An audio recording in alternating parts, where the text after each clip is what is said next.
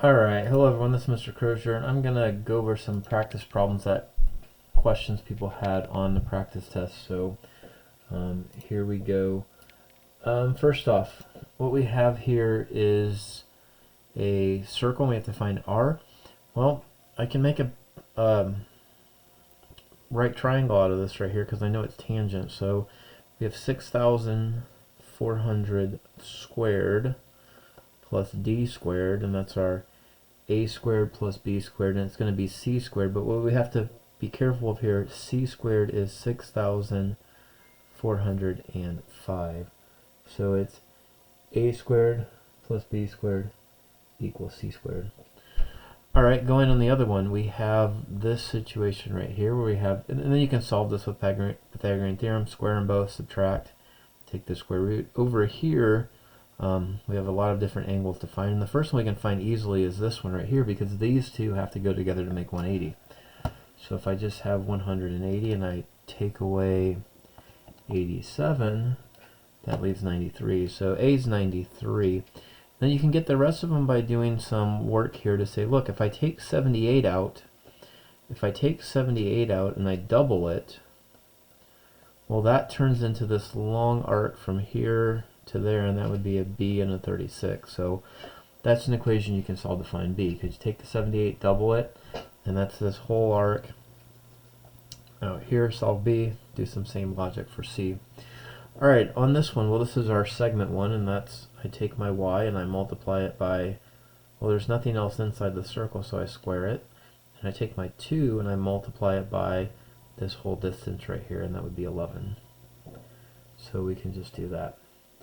And looks like we'll have a decimal on that one.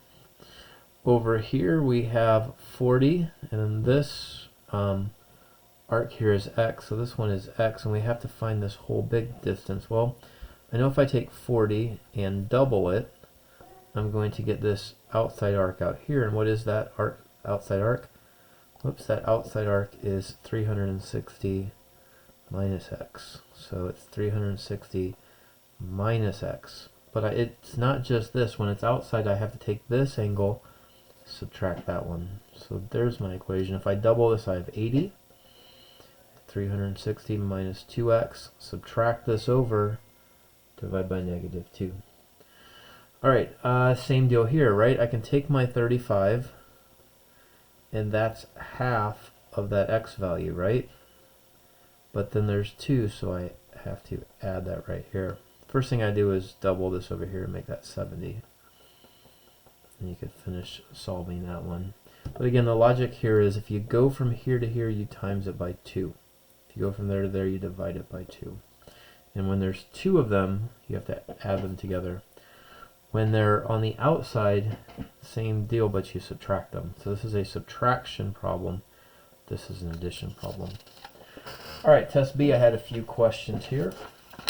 24, well, across from each other, they add up to 180. So solving this angle plus this angle equals 180. That'll give you R. Q must be 100, right? Because 100 plus 180, or 100 plus 80 is 180, and these two make 180. Alright, here, same logic here. We have this big angle, 96, and it gets cut in half, and it turns all the way down into the 40th. That's what I see. I see this angle is getting smaller down to 40, and it's half. Half of 96 is 40. However, that doesn't line up, well, because we have this guy right here, and this guy means it's a subtraction problem. Just like this one right here, this is a subtraction problem. When it's inside the circle, it's an addition problem. When it's outside the circle, it's a subtraction problem. Alright, solve that. You'll get it. My first step would be to multiply both sides by 2, and that would be 80. The 2 would cancel out with this, and I'd be left with 96 minus x. Alright, here we have our typical problem, or this one times this one, so 6 minus x times 2x is equal to x plus 3 times x. Well, multiply them together, that's 2, or 12x minus 2x squared. This is x squared plus 3x, And now let's just get it all nice and neat. Everything over here, I put that over there, I'd have 3x squared. And let's see here. Here I would have, would it be minus 9x? So if I subtract that over there, I'll divide out a 3. That would be x squared minus 3. And now you're to the point where you can do the quadratic formula on there. You're going to get a decimal in this one. Another way to do it would be, whoops, I forgot the x right there.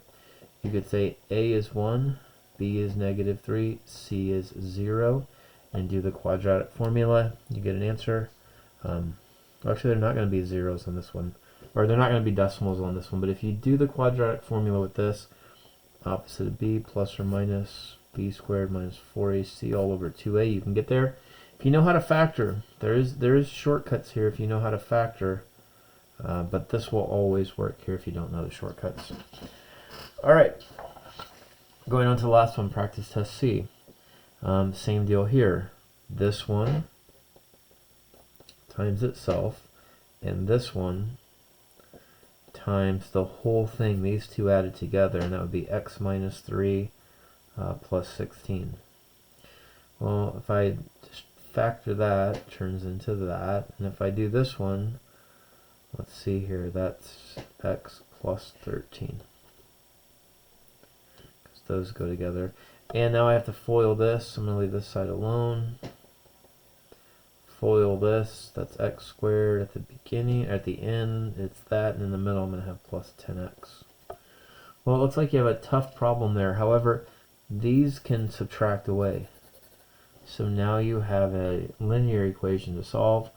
You find out what x is and you have to plug it in there. Alright, in this one, these two segments are equal, so x minus 4 is 3/4 x. First thing I'm going to do is get rid of my fractions. Times that by 4 is 4x, minus 16 equals 3x. Now you have a linear equation to solve. Alright, here we go. We're multiplying little times big, and the big is 6, and little times, add those together, and if I added those together, it'd be 2x plus 8. And that's just a linear equation you can solve right there. Alright, hope this helps. If you have any questions, see me before class. Otherwise, good luck on your test tomorrow.